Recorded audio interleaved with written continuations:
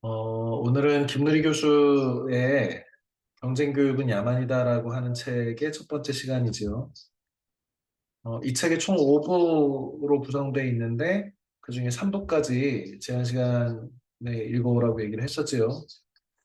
대체로는 뭐 읽은 학생들도 있고 다 못 읽은 학생들도 있고 뭐 이런데 그래도 읽으려고 노력했다는 점을 높이 해야 합니다.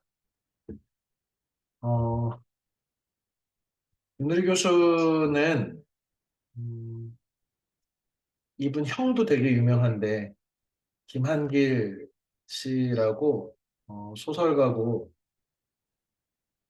정치인으로 활동하던 지금 뭐 전에는 이제 탄핵당한 윤석열 대통령의 자문을 하는 멘토로서 활동을 해서 약간 불명예를 얻기도 한 그런 정치인이지.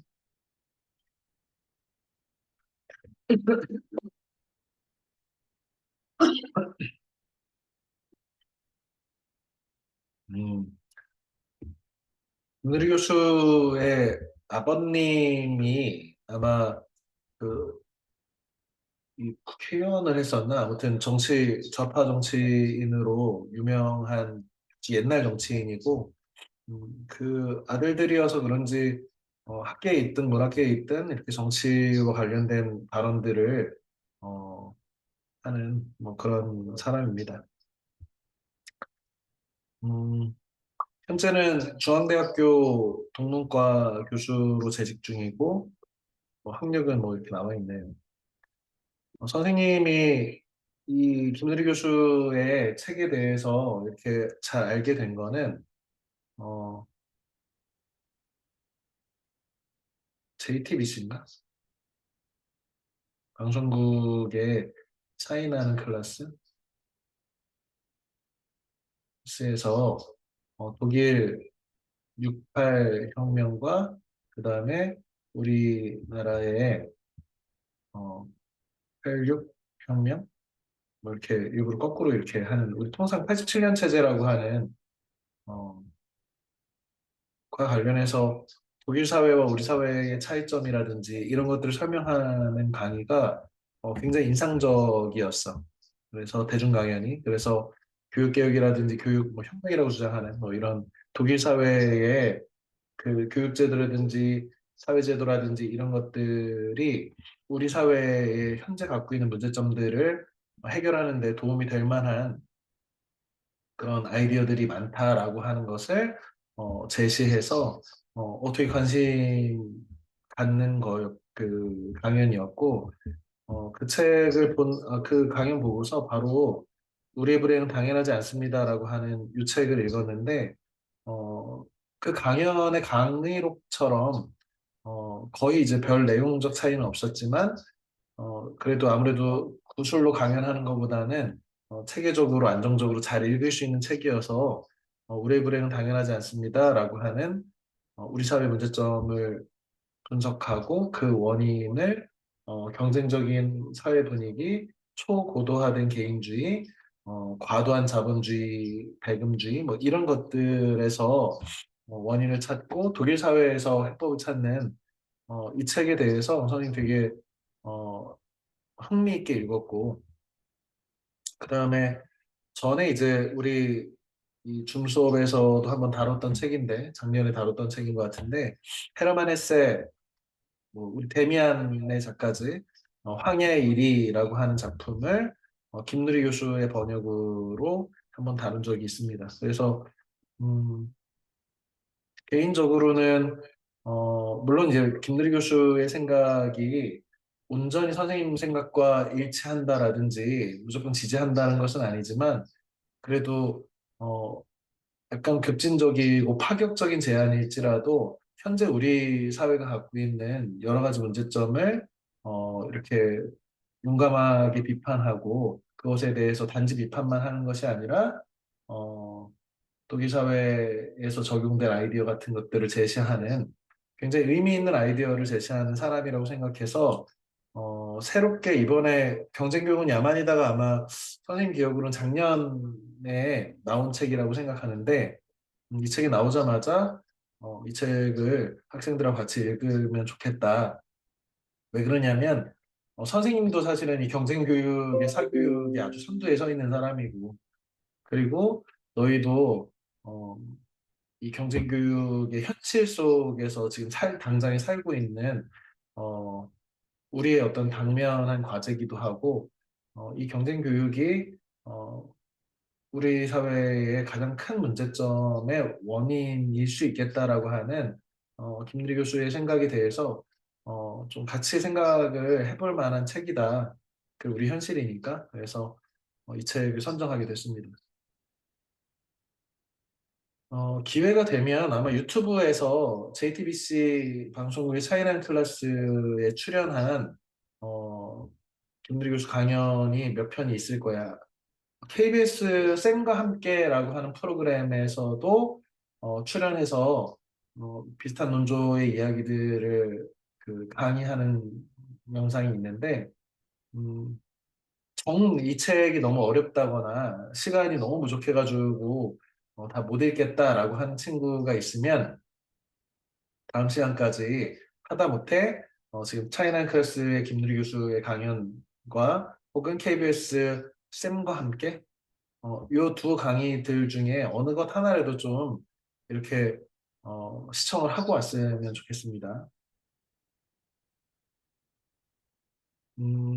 이 책에 앞서서 이 책에서 언급하고 있는 개념들에 대해서 물론 이 책에서도 이제 언급하고 있는 책이어서 몇 권의 책을 선생님의 서평을 이렇게 요약을 해놨는데 마이클 샌델이라고 하는 하버드 철학과 교수고 어, 우리나라에 번역된 책에서는 정의란 무엇인가?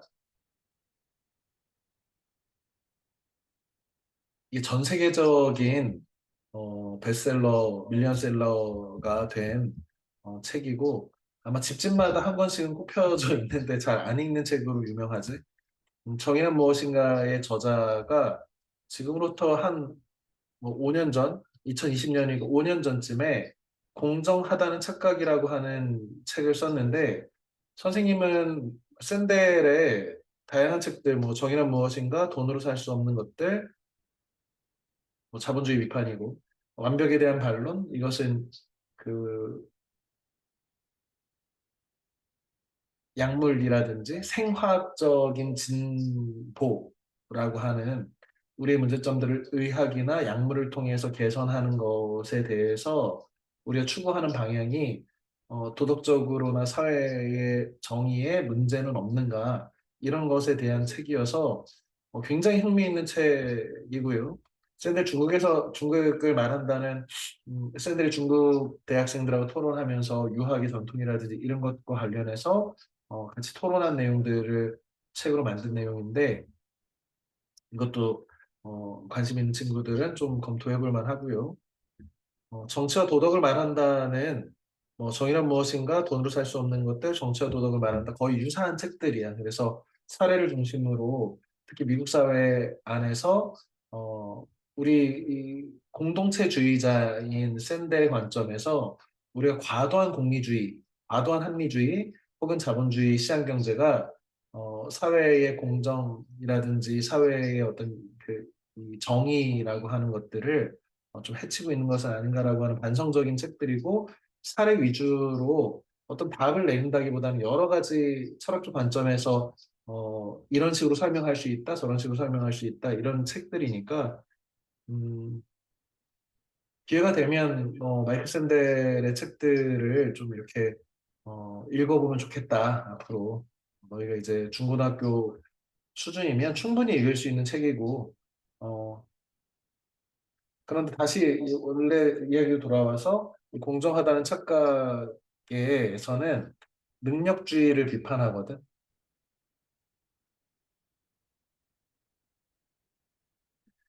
어, 그러니까 김누리 교수도 공정하다는 착각이라는 책을 언급하면서 우리가 갖고 있는 능력주의적 태도에 대해서 이제 비판하는 논거들을 이렇게 같이 가져오고 하는 그런 것들이 책 속에 있는데 아, 우리가 공정을 강조하다 보면 공정은 경쟁이 공정하게 이루어지면 그러면 공정한 사회가 될 것이다.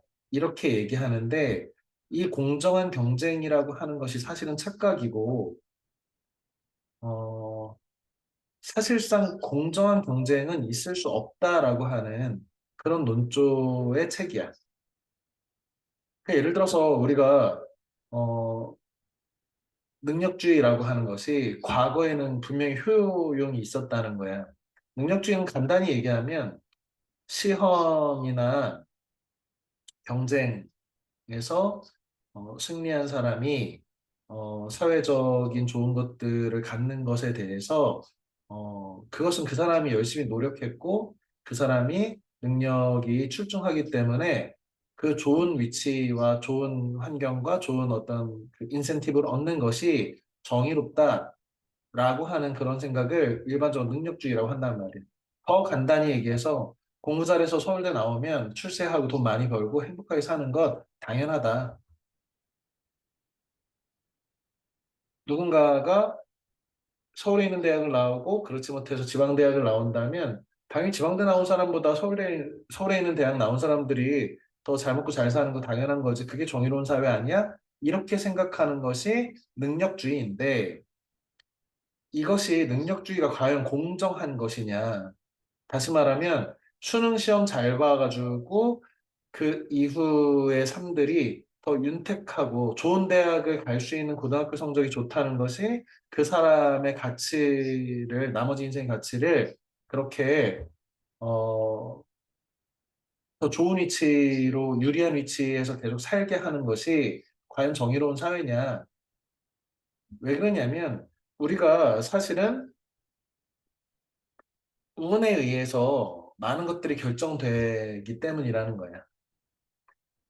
이 책의 한 부분, 선생님이 인상적으로 생각한 이 부분을 좀 이렇게 읽어보면, 우리가 일반적으로 생각한 너무 당연한 거 아니야? 열심히 공부해서 좋은 대학 가가지고 출세하고 잘 먹고 잘 사는 게 뭐가 문제야?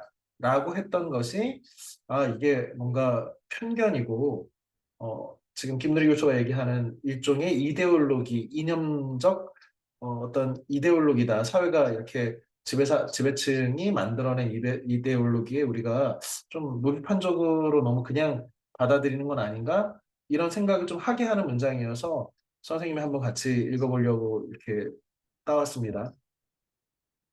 읽어보자. 사람들은 시장이 각자 재능에 따라 뭐든 주고받을 자격이 있다는 능력주의 신념은 연대는 뭐야? 공동체가 서로 다 연결되어 있어서 우리는 하나다라는 거예요. 개인주의의 반대가 연대를 강조하는 거죠. 연대를 거의 불가능한 프로젝트로 만든다. 대체 왜 성공한 사람들이 보다 덜 성공한 사회 구성원들에게 뭔가를 해줘야 하는가? 뭐 쉽게 얘기하면 우리가 열심히 돈 벌어가지고 우리 세금 많이 걷어가지고 왜 가난한 사람 도와줘? 이런 거지.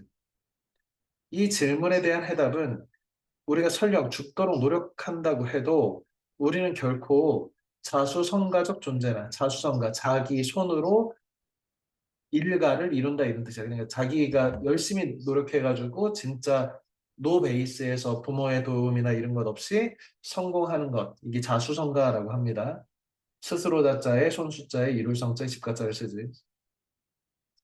자기 충족적 존재가 아님을 깨닫느냐에 달려있다. 이게 무슨 말이냐면 결국에 누가 서울대를 간다면 그 서울대 간 사람이 물론 당연히 노력을 했겠지. 그런데 정말 노력뿐이냐? 부모의 경제력이라든지 아니면 공부의 재능이라든지 아니면은 뭐 지역적 환경이라든지 등등등등의 것들이 사실은 서울대를 들어가게 하는 여러 원인들의 직접적 원인이든 간접적 원인이든 있을 텐데 노력 이외에도 그런데 서울대 들어갔으니 S로 노력했으니 얘가 무조건 능력이 높고 얘가 더 좋은 것들을 가져가는 게 정의롭다라고 하는 것이 한계가 있다는 거야. 왜 그러냐면 우리는 혼자 사는 것이 아니라 다 같이 공동체를 이루고 살기 때문에 어떤 사람이 노력해서 어떤 성취를 얻어낸다고 해서 그 성취가 온전히 그 개인의 노력과 능력 때문이다라고 말하기 되게 어려운 측면이 있다는 그런 폭넓은 세계관을 좀 이렇게 보면 이 능력주의의 허상으로부터 좀 빠져나올 수 있다는 거죠. 그러니까 자수성가했다. 나는 내 손으로 열심히 노력해서 이룬 거야. 이 성과는 오로지 내 노력의 산물이고 내 능력의 산물이야. 이렇게 말하기 어렵다는 거지. 자기 충족적 존재.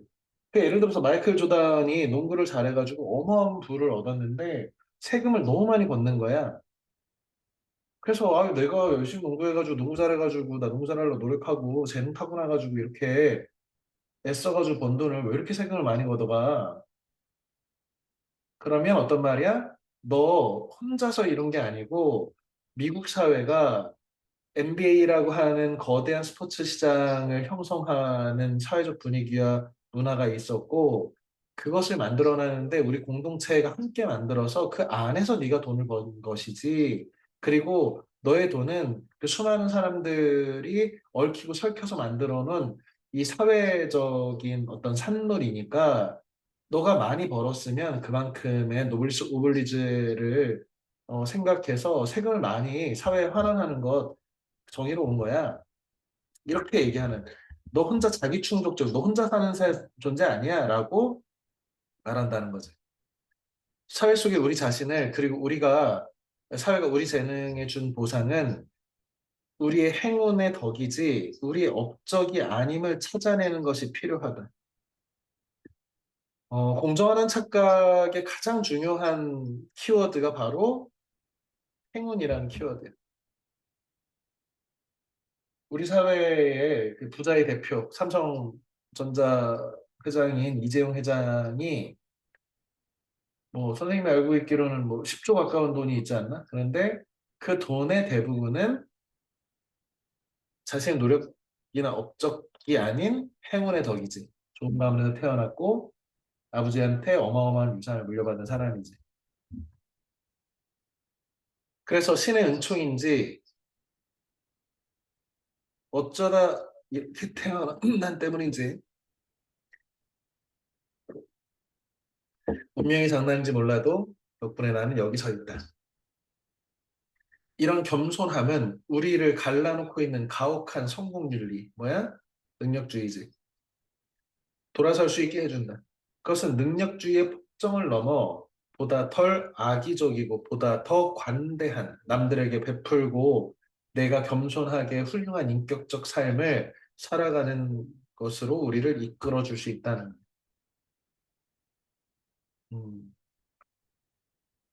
우리 사회가 전 세계에서 유례를 찾기 어려울 정도로 과도한 능력주의, 학벌주의 사회고, 그래서 어, 만족이 없는 서울대 나온 사람들도 지금 김누리 교수의 우리가 읽은 이 책에 의하면 서울대 나온 사람들 중에 서울대 1학년, 2학년 중에 교양 중에 가장 인기 있는 수업이 뭐래? 수학이래잖아. 그래서 역시 서울대 교양 수업 들으려니까 빡센 수학을 듣는구나. 아니지. 1학년, 2학년 학생들이 수학이라는 교양을 가장 좋아하고 수업을 듣는 이유가 재수 또는 삼수를 해서 의대 가려고. 서울대 공대를 나온 진짜 우리나라의 미래의 새로운 어떤 그 사회를 만들어갈 아이디어를 가지고 있는 대단한 사람들이 난 의대 못 간, 나 의사 되고 싶은데 의사 못 된 열등감으로 산다는 그것 때문에 서울대 공대의 공부에 집중하지 못하고 재수, 삼수, 수학 열심히 해가지고 제 기회 되면 수능 다시 봐가지고 수학 만점 맞으면은 의대 가려고.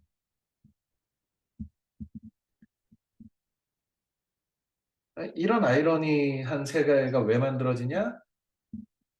이 승자 독식의 1등만이 모든 것을 99%의 부를 1%가 다 갖는 우리 사회, 이 불공정한 사회.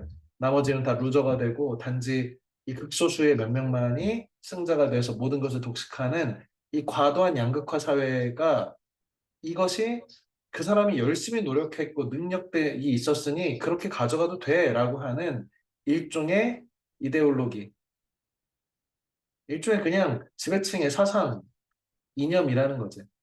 그 지배층의 얘네들이 만들어낸 사상을 나머지 99%가 그냥 무비판적으로 당연한 거지. 이렇게 받아들인다는 거잖아. 그래서 이 1%도 불행한, 1%도 이 책에서도 다루지만 의사 정원을 늘린다고 하니 직업적으로 자기네들의 그 소수의 권력을 효용성이 떨어지니까 공급이 더 의사 공급이 많아지면 자신의 부라든지 자신의 그 직업적인 이익이 줄어드는 것을 염려해서 저항하는 집단으로 저항하는 이익 집단 의사라는 이익 집단 뭐 이런 것들이 그들 이 극소수의 그런 의대 나온 사람들은 행복하냐 이렇지도 않다는 거잖아 이 책에 의하면.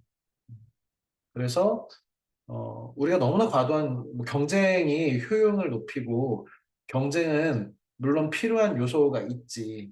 그런데 그 과도한 경쟁이 우리 사회를 병들게 하고 있고 그리고 모두가 행복하지 않은 사회로 이렇게 굴러떨어지고 있는 이런 상황에 대해서 어, 이 미국 사회를 중심으로 마이클 샌델이라고 하는 하버드대 교수가 비판했는데 이 책이 그 어떤 나라보다 우리나라에서 베스트셀러가 되고 이슈가 됐다는 것 그것이 우리 사회 역시도 혹은 더 심하게 능력주의의 폐해 속에서 우리가 살고 있다 과도한 경쟁 속에서 이런 얘기들을 한번 생각해 볼 수 있는 책이고 어, 지금 김누리 교수의 책과 더불어서 좀 읽을 만한 책이다라고 해서 소개를 했습니다. 그 다음에 작년에 이제 선생님하고 같이 이 수업을 했던 2, 3학년 학생들은 같이 읽은 친구도 있을 텐데 사회학자인 오찬호 교수가 우리는 차별에 찬성합니다. 우리의 어떤 젊은 세대들, 우리 젊은 세대가 그 누구보다도 차별주의적인 마인드를 갖고 있다는 것을 좀 폭로하는 대표적인 사례로 그 인천공항 비정규직 정규직 노동자들이 정규직화를 했는데 이것에 대해서 누군가는 열심히 공부해가지고 힘들게 정규직 됐는데 야 니네는 무슨 데모하고 뭐 이렇게 해가지고 힘도 안 들이고 비정규직 니 노력도 안 하고 정규직 돼라고 얘네들한테 손가락질하는 세대들이 있다는 거지. 좀 더 사회의 그 평등을 넓히고 비정규직 노동자들이 너무 그 정규직 노동자과 차별돼서 비슷한 노동을 함에도 불구하고 제대로 된 보상을 정의로운 보상을 받지 못한다라고 하는 것에 연대하고 비정규직을 줄이자라고 하는 것이 아니라 오히려 나는 열심히 노력하고 시험 치러가지고 정규직 됐는데 니네 어떻게 공짜로 이렇게 하니? 라고 평등에 반대하는 사람들이 돼가고 있다는 거죠, 우리 사회가. 이 책은 더 쉬운 책이어서 기회가 되면 오찬호 교수의 우리는 차별을 찬성합니다도 좀 볼 필요가 있다. 여기도 214페이지의 한 부분만 선생님 소개를 하고 넘어가겠습니다. 어떤 사람은 투 스트라이크를 맞은 상태로 인생을 시작하는가 하면 이렇게 그 야구에서 투 스트라이크 이후에 스트라이크 하나만 더 맞으면 아웃되거든. 이런 위기 상황에서 시작하는가 하면 어떤 사람은 3루에서 1루, 2루, 3루에서 금수저물고 태어나서 자기가 삼루타를 쳤다고 산다는 말이 있다. 미국의 속담 중에 하나지요. 삼루에 있는 사람은 홈이 바로 눈앞이니 홈인할 수 있다는 희망을 쉽게 품을 수 있을 것이다. 그렇지. 조금만 노력하면 서울대 갈 수 있어. 근데 누구는 여기서 투아웃 상태로 태어난 거야. 가난한 집에서 그리고 교육 여건이 좋지 않은 환경, 지역에서, 지방에서. 그래서 학원도 없고 뭐 이런. 선생님이 어, 주로 평촌, 안양 평촌에서 아주 그냥 사교육이 과도하게 밀집해가지고 있는 지역에서 15년, 16년을 일했고 대치동에서 그리고 뭐 광교 뭐 이런 어, 우리나라의 손꼽히는 그 사교육 경쟁의 지역에서 논술도 가르치고 국어도 가르치고 이렇게 살고 있는데 있었는데지 지금 이제 우리 내포에 내려왔으니까. 그런데 음, 그 한참 논술 강의를 하고 할 때 어떤 그 전화를 한번 받았냐면 누구 통해서 이렇게 연락이 왔는데 어, 밀양인가?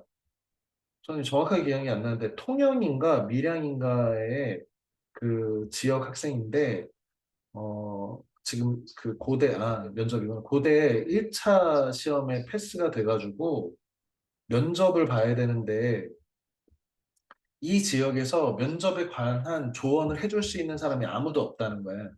선생님이 예전에 이제 고대 면접을 학생들 지도해서 대학을 합격시키고 한 것들이 커리어가 있으니까 누가 이렇게 소개를 해가지고 전화를 해서 또 원격으로라도 수업할 수 없느냐 이런 말씀을 하시더라고요. 그래서 아니, 너무 멀리 떨어져 있는 학생이고 실제로 얼굴도 못 보고 가르치는 거 이게 좀 쉽지 않다. 내가 가르치는 학생도 아니고 주변에 학원이 없냐 아니면 학교 선생님들한테 자문을 구할 수 없냐 그랬더니 첫 번째 답이 뭐였냐면 그 고등학교에서 고대를 1차를 패스한 케이스가 몇 년 만에 처음이어서 이런 케이스에 대해서 대응해 줄 수 있는 선생님이 한 분도 안 계시다는 거예요. 그래서 1차적으로 놀랐어. 두 번째는 그러면 학원은 없냐 그랬더니 아마 통영이었나 보다. 이 가까운 데가 부산이 있는데 뭐 차로 뭐 1시간 이상씩 가야 되는데 무슨 학원을 선택해야 될지도 알 수가 없다는 거예요.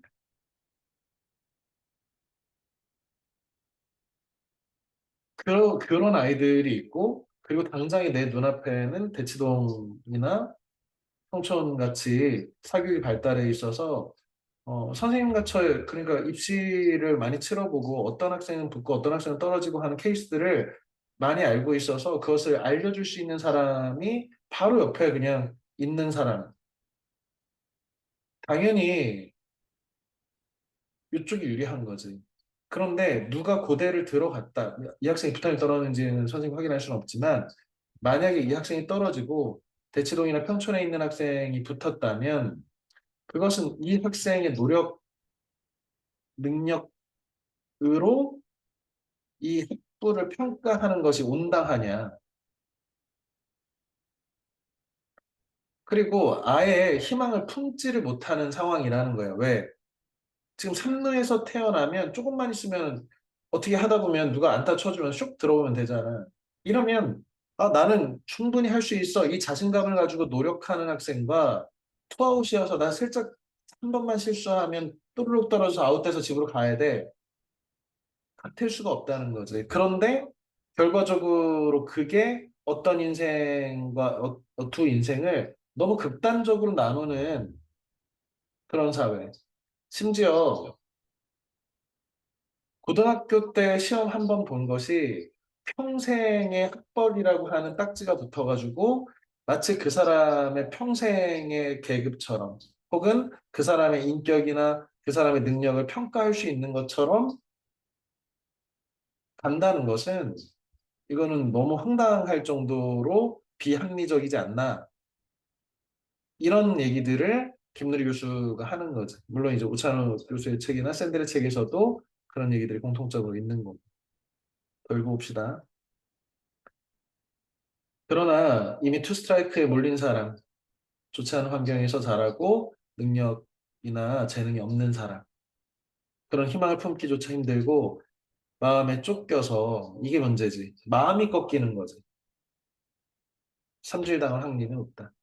이런 상황이 공정하냐 이거야. 이런 상황에서 모든 사람에게 똑같이 희망을 품고 노력하라고 말하면 그거 일종의 폭력 아니냐는 거지. 희망, 그건 개인에게 강요할 것이 아니라 사회의 모순을 해결함으로써 자연스럽게 생겨나도록 해야 한다. 그러니까 어떤 사람은 경쟁으로 인한 차별이 생긴 거 어떻게 당연한 거지. 그렇게 안 하면 아무도 열심히 노력 안 할걸? 이라고 하면서 경쟁과 차별과 능력주의에 대해서 분명히 옹호하는 사람이 분명히 있단 말이야. 그리고 그 일부 그렇게 작동되고 있는 효용성이 완전히 없는 것도 아니야. 그런데 이런 사람들의 생각에서는 어떤 생각을 기반으로 하고 있냐면 개인주의. 어떤 사람의 성공과 성패는 개인의 능력에 따른 것이고 개인의 노력에 의한 것이니 개인이 온전히 책임져야 한다라고 하는 생각으로 능력주의가 있는 거고 반대로 공동체주의. 어떤 개인이 성공과 실패를 한다면 그것은 사회 구조의 문제, 혹은 운이라고 하는 그 사람이 어떤 성으로 태어나느냐, 남성이냐, 여성이냐, 어떤 건강 상태로 태어나느냐, 건강하냐, 장애를 가졌냐, 아니면 어떤 지역에서 태어났냐, 대치동에 태어났냐, 지방에 태어났냐, 혹은 그 부모의 경제력, 혹은 공부에 대한 재능, 기타 등등들이 사실은 이 성공과 실패에 어마어마하게 작용을 하는데 그것은 사실은 노력이 아니라 운으로 주어진 것이 아니냐. 그러니 사회가 기룬이든 아군이든 마치 사회보험처럼 나눠 가져야 되지 않느냐. 이렇게 생각하는 것이 능력주의 비판하는 사람들이지. 결국에 세계를 개인의 성공과 실패로 보는 개인주의적 관점이냐, 아니면 어떤 사람의 성공 실패는 사회적인 그 환경 속에서 만들어진 것이고 개인의 문제로 온전히 환원할 수 없다라고 생각하는 것이 이렇게 완전히 다른 이데올로기, 완전히 다른 가치관으로 나눠지는 거지. 선생님의 생각은 이쪽이다를 너희한테 가르치거나 주입하려는 생각은 전혀 없고 이쪽의 말에도 근거가 있고 이쪽의 말에도 근거가 있으니 어떤 사람이 돼야 되냐면 양쪽의 이야기를 둘 다 합리적인 생각에서 나온 것이고 이러한 생각은 어떤 가치관 안에서 도출되는 것인지를 정확하게 보고 입체적으로 이 사회 문제를 다룰 수 있는 어떤 사람이 되라는 거예요.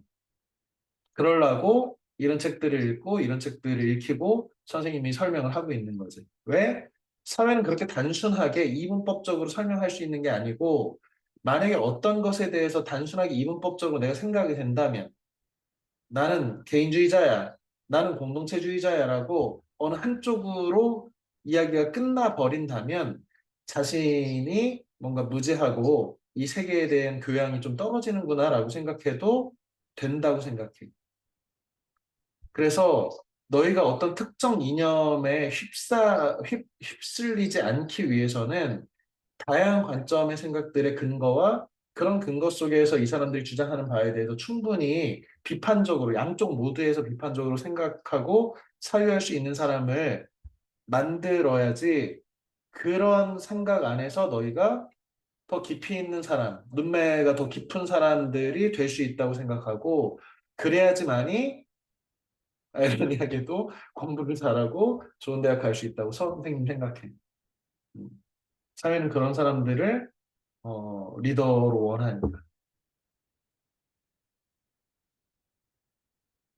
현실적으로 사람들이 이렇게 얘기한다는 거야. 현실적으로 우리 사회에서 여성의 노동 가치가 남성에 비해 낮게 평가되는 거 어떻게 생각하니? 선생님 이런 질문을 너희들한테도 수업 시간에 이제 뭐 얘기하잖아. 음, 그러면 대부분의 학생들의 답이 이래. 아니, 차별이지만 어쩔 수 없죠. 남자들보다 더 열심히 노력해야겠네요. 음. 이거는 어떻게 보면 너무 근시안적으로 사회 문제를 보는 거지. 이 사회가 단지 내 문제, 내가 더 열심히 노력해서 극복할 문제로 이 문제를 판단하는 거지. 물론 현실적이지. 왜 사회를 바꾸는 건 너무 힘들고 우리가 경험해보지 못했고. 그런데 그냥 나를 바꿔가지고 나를 더 열심히 쥐어짜가지고 이 그 차별을 이겨내야지라고 하는 것은 그냥 나는 내가 하면 되는 거야. 어쩔 수 없다. 그런데 이 어쩔 수 없다는 생각이 누구를 만들어내냐면 이런 차별주의자들을 만들어내는 거지. 그리고 차별주의자들 그 지금 우리 사회가 갖고 있는 극단적 양극화를 그대로 차별을 정당화하는 그런 사고방식으로 굳어버리게 만드는 문제점이 있는 거죠. 자, 이 책의 본문의 몇 가지 어, 좀 다뤄보고 이제 진행을 하겠습니다. 본문에 그 3부 안쪽에 있는 것 중에 지금 김누리 교수가 그 독일 교육에는 있는데 우리 교육에는 없는 것 중에 중요한 것 중에 성교육이 있다. 뭐 이런 얘기를 하잖아. 물론 우리 사회도 지금 이제 그 과거에 비해서는 성교육이나 이런 것들이 중요시 되고 좀 더 개방적인 분위기가 있는 것들에 대해서는 선생님 되게 긍정적으로 생각해. 그런데 김노리 교수는 어떤 얘기를 하는 거냐면 독일 교육에는 있고 한국 교육에는 없는 것이 성교육과 정치교육 그리고 생태교육 이 세 가지인데 성교육은 강한 자아, 강한 개인을 만들어내고 정치교육은 우리가 공동체 속에서 우리가 사회적 존재로서 우리가 살아간다는 것을 가르치는 것이고 그래서 초등학교 학생들의 시위라든지 뭐 이런 것들을 사례를 들고 있죠. 그다음에 생태교육, 우리가 자연, 우리가 환경, 우리가 다른 이 우주 세계의 존재들과 내가 어떤 관련을 맺고 있는지 환경. 그래서 우리가 그래서 개인의 문제에서 사회의 문제 그리고 세계의 문제 이렇게 어, 해야 되는데 그러지 못하고 우리는 입시교육, 단답형으로 오지선다 중에 어떤 답을 찾는 기계처럼 찾는 그래서 누가 채점한다고 사람이 채점 안 하고 컴퓨터가 채점할 수 있는 답은 정해져 있고 선생님이 다 정해놓은 누군가가 정해놓은 답을 잘 찾는 노력만 잘하면 성적이 좋아지는 인간을 양성해내는 우리 사회의 입시제도나 이런 것들 너무 문제다. 진정한 자기 생각을 갖추고 어떤 새로운 생각들을 만들어내서 리더가 돼서 그런 것들 이끌 수 있는 종합적으로 생각하고 비판적으로 생각하는 그런 시민 공동체적 인간을 온전한 인간을 만드는 것이 아니라 약간 왜곡된 그냥 단답형 위에 사람들이 정해놓은 답을 잘 찾는 그런 인간들로 전락하게 만들어서 그래서 강한 자아가 없으면 민주주의는 존재하지 않는다라고 하는 이 아도르노 라고 하는 프랑크푸르트 학파의 철학자의 말을 인용하는 거죠. 민주주의의 적은 독재나 혹은 계엄을 하는 어떤 독재자가 아니라 히틀러 같은 존재가 아니라 강한 자아를 갖추지 못한 개인들이 있는 사회가 가장 민주주의의 적이다. 그러면서 지금 어떤 성교육과 관련된 얘기를 하는데 왜 그러냐면 프로이드라고 하는 정신분석학자, 오스트리아의 정신분석학자가 인간의 정신은 이렇게 세 단계인데 하나는 초자아, 그 다음에 자아, 그 다음에 이드라고 하는데 이게 리비도라고 하죠. 우리가 성인이 돼가는 과정에서 그 우리의 무의식 중에 우리가 본능적으로 어떤 자신이 성적인 존재라는 것들, 내가 남성이고 여성이고 어떤 혹은 뭐그 제3의 성이든 어떤 내가 그 아름다운 사랑을 하고 싶은 욕망 같은 것들을 탑재하고 태어나는 존재. 그렇게 해서 자연스럽게 나의 욕구나 나의 욕망에 대해서 긍정하는 존재가 되지 못하고 초자라고 하는 금기.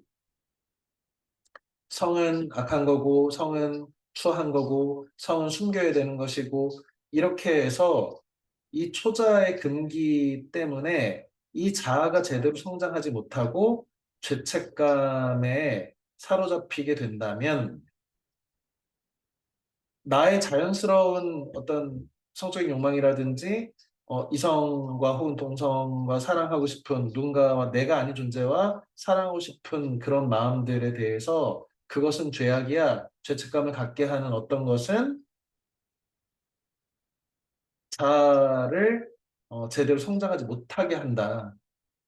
그런 논점에서 지금 강한 자아가 만들어지려면 자기 긍정, 자기의 어떤 욕망이나 사랑하고 싶은 욕망에 대한 자기 긍정, 그리고 대신에 무분별하게 이러는 것이 아니라 반드시 자신이 책임지는 자신의 욕망에 대해서 긍정하지만 이것이 나 개인의 문제가 아니라 다른 사람과 함께 하는 것이기 때문에 다른 사람을 수단화하거나 이렇게 하지 않고 그 사람의 인격을 존중하는 마음, 이런 것들을 갖추게 해야 되는데 이 사회가 이것을 금기시하고 성적인 것은 무조건 나쁜 것처럼 얘기해서 음험하게 만들면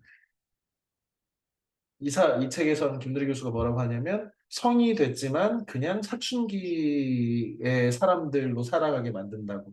진정한 성인이 못 되고 무늬만 어른인 사람들. 그래서 우리 사회가 갖고 있는 이런 성비위라든지 성적인 어떤 사고들이라든지 이런 것들이 교육 문제에서 발생한 것이다. 뭐 이렇게 얘기를 하고 있고요. 지금 이 인용하는 부분들, 특히 이제 청소년들의 어떤 연애라든지 이런 것에 대해서 이 사회적인 뭐 나쁜 시선이나 이런 것들을 좀 걷어낼 필요가 있다. 왜?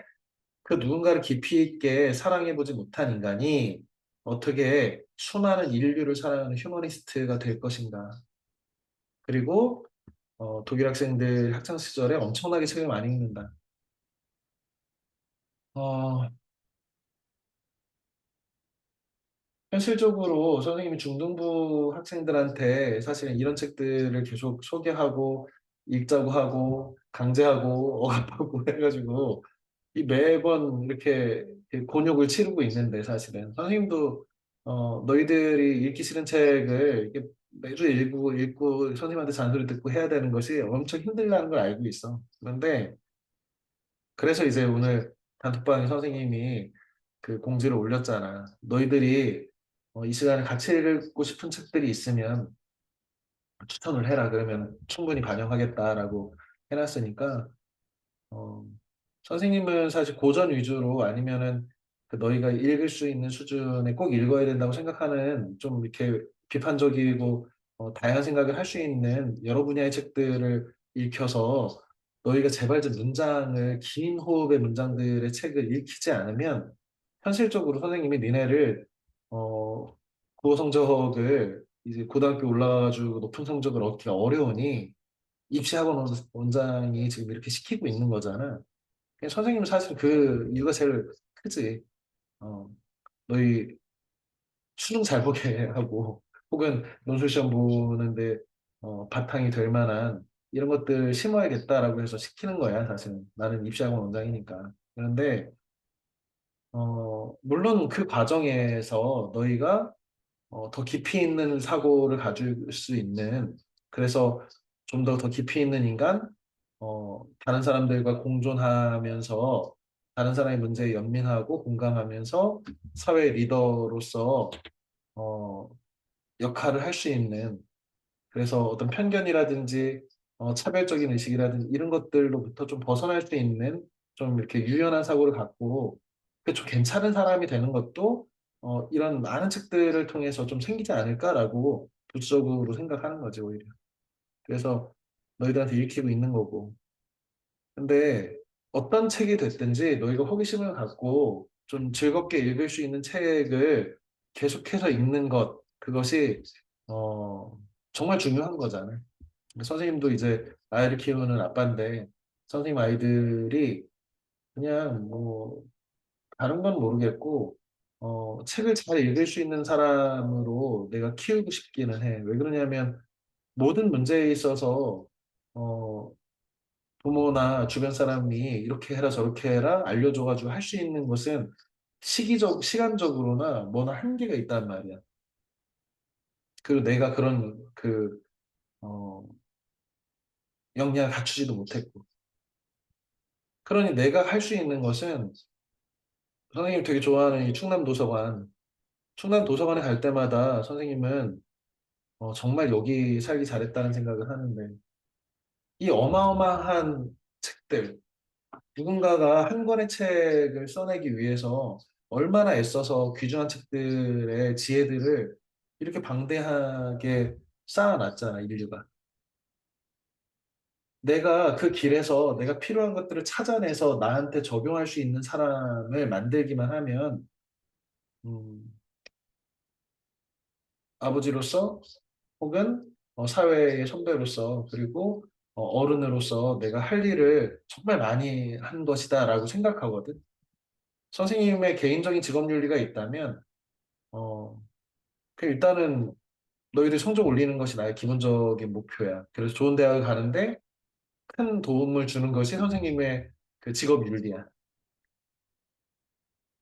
그런데 이 과목이 국어고 그렇다 보니까 논술이고 이렇다 보니까 이 과정을 통해서 도수적으로 너희가 책을 읽고 스스로 문제들을 그 여러 가지 정보들을 책 속에서 찾아가지고 스스로 어떤 책을 구하고 그 책 안에서 내 길을 찾고 읽을 수 있게 익숙하게 계속해서 문장을 읽고 글을 읽을 수 있는 이 깊이 있는 생각과 이런 습관들을 길러주는 것이 이 선생님이 되게 역할이라고 생각하거든.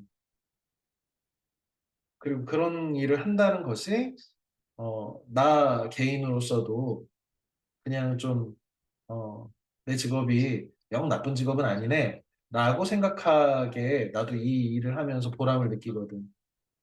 어, 그래서 다시 한번 강조하는데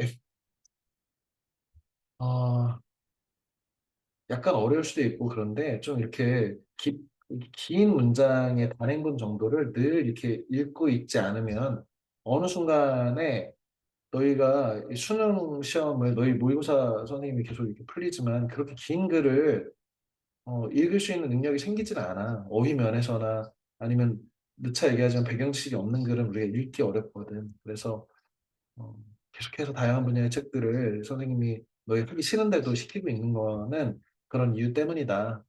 음, 물론 이렇게 독일 학생들이 이런지 모르겠고, 근데 어쨌든 이렇게 계속 많은 책들이 읽는다는 건 이런 것은 좀 선생님이 볼 때는 좀 눈여겨봐야 되지 않나 싶습니다.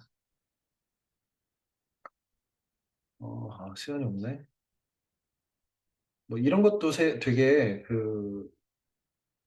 이제 광고 같은 데서 나는 불꽃이다. 이 광고 선생님도 전에 본 광고인데 우리 엄마 최고라고 하는 이제 엄마가 나오는 거지. 엄마는 일하고 돌아와서 살림하고 유치원에서 그려온 그림도 보고 그런데 그림에서 엄마는 머리를 질끈 책강에 앉아 무언가 공부하고 공부도 하고 자기 개발도 하고 그러면서 뭐래? 나는 불꽃이래.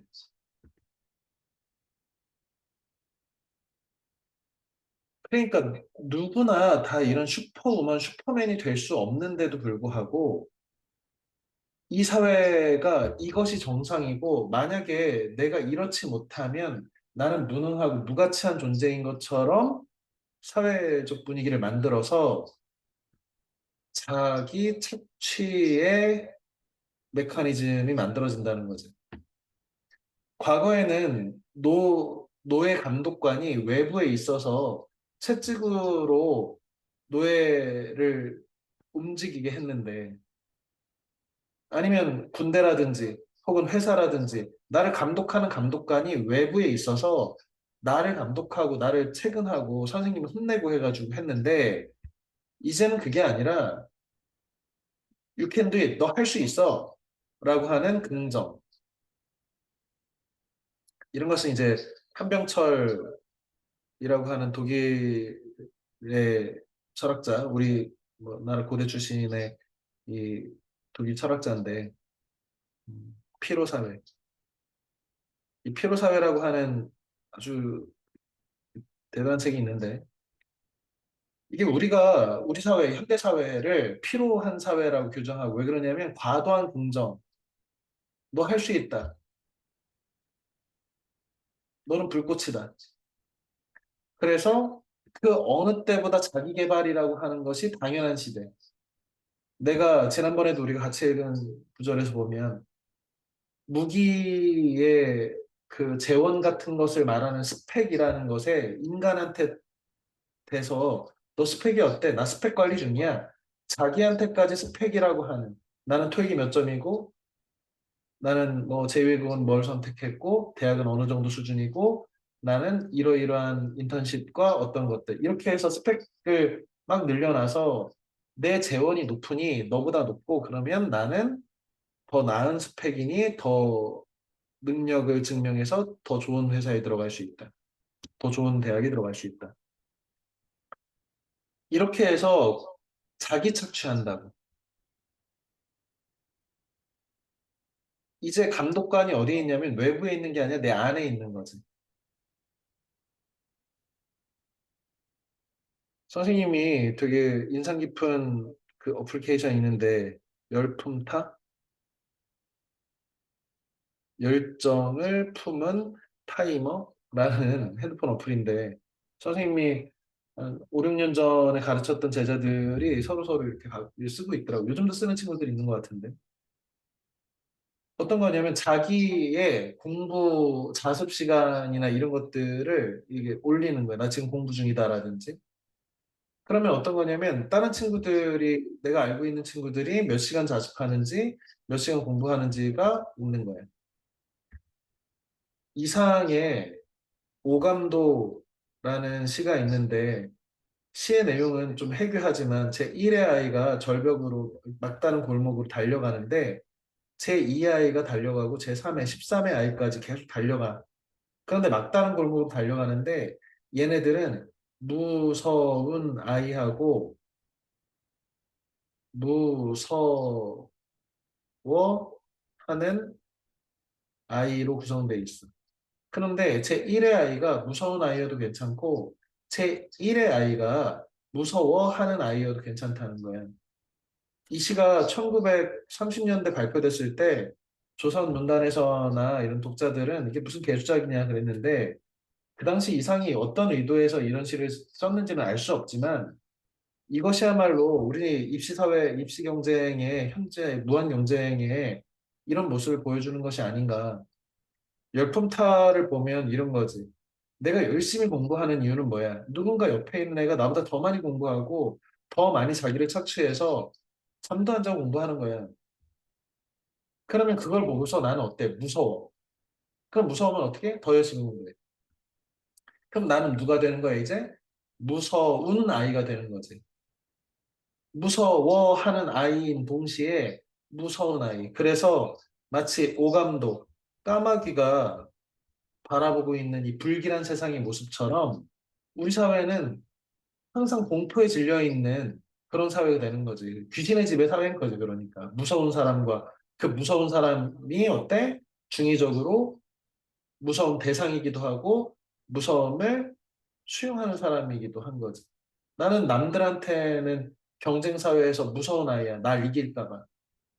나를 제치고 나한테 이기고 올라설까 봐.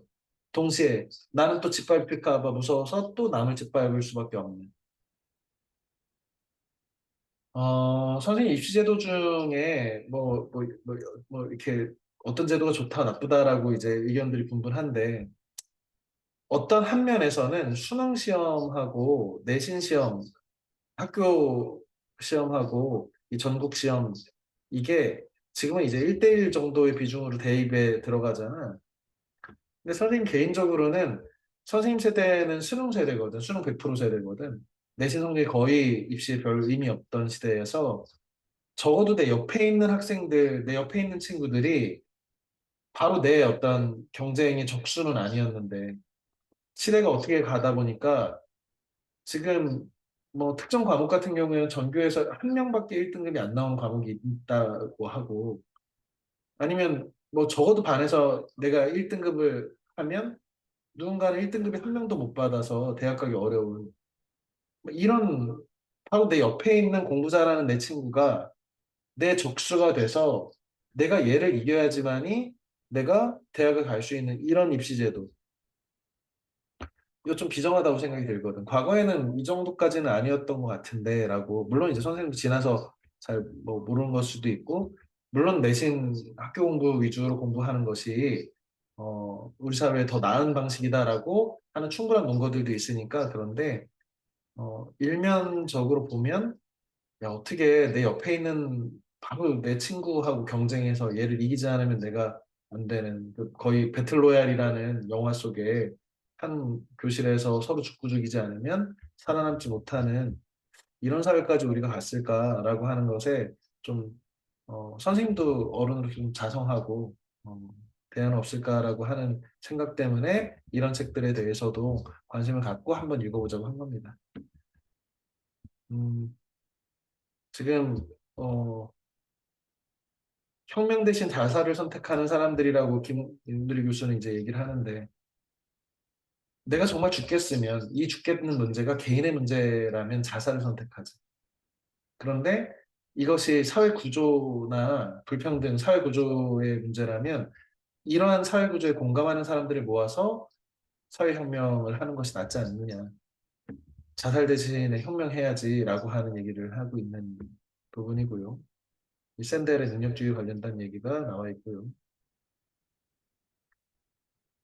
음, 뭐 이런 것들, 샌델도 마찬가지로 미국 사회를 중심으로 하는데 미국 사회보다 우리나라가 더 심각한 양극화인데 지금 아이비리그의 명문대학 합격자의 경제적으로 상위 1%에 속하는 집안과 하위 50%에 속하는 것. 그러면 숫자적으로 50배 차이가 나잖아요. 그런데도 상위 1% 자식이 더 많다는 것. 음, 이상한 거죠. 사실. 그러니 이런데도 네가 아이비리그 간 것이 네 능력이냐? 그래서 네 능력이기 때문에 이렇게 너가 모든 것을 다 승자가 독식하는 것이 정당하다고 주장하는 게 과연 옳으냐? 이런 문제를 하버드 교수가 제시를 하고 있는 거지. 그래서 어, 경쟁 교육은 야만이다. 아도로노가 얘기했다는 거고요. 음, 아무튼 이 책이 읽는데 그렇게 어려운 책은 아니니까 이런 문장도 멋있지요. 죽은 고기만 강물의 흐름을 따라 흐른다. 남들이 시키는 대로 사회 구조나 어른들이나 나한테 중요한 사람들이 얘기하는 대로 그대로 따르는 사람은 죽은 물고기라는 거고 사유한다는 것은 뭐야? 이게 진짜 맞아? 라고 의심하는 거지. 지금 선생님이 하고 있는 말 역시도 의심의 대상이 돼야 되는 거지. 비판의 대상이 되고. 선생님 그건 아니지 않나요? 이렇게 생각할 수 있는 사람. 너 어떻게 생각하니? 라고 하면 자신의 생각에 대해서 입체적으로 조리 있게 잘 말할 수 있는 사람. 아이러니하게도 지금 대학 입시에서 고등학교 입시의 면접이라든지 대입의 학생부 종합의 면접이라든지 의대의 MMI 같은 의대 면접이라든지 이런 것들이 비판적 사유를 가진 사람들을 뽑아내겠다는 거잖아. 그냥 굉장한 아이러니지. 이것도 경쟁 교육의 끝판도 이제 비판도 잘하는 것을 스펙으로 또 갖춰야 되는 아이러니지. 시간이 됐으니 다음 시간 소개를 하고 마칠 텐데요. 다음 시간에 이 책의 마지막까지 읽어오고 정 이 책을 진짜 나는 못 읽겠다 싶으면 김유리 교수의 쌤과 함께 KBS 강의라든지 JTBC 유튜브 강의라든지 이런 것들을 좀 참고하길 바랍니다. 그 다음에 25일부터는 커트 버네것의 제우도 살장을 할 텐데, 재미있는 블랙 코미디이고, 뭐 재미있다고 얘기하기 좀 씁쓸하기도 한데, 어, 이 책을 다룰 겁니다. 반전 내용. 왜 6.25니까. 자, 오늘 수업 마치겠습니다. 책을 열심히 읽는 사람 됩시다. 고생했습니다. 안녕히 계세요. 안녕.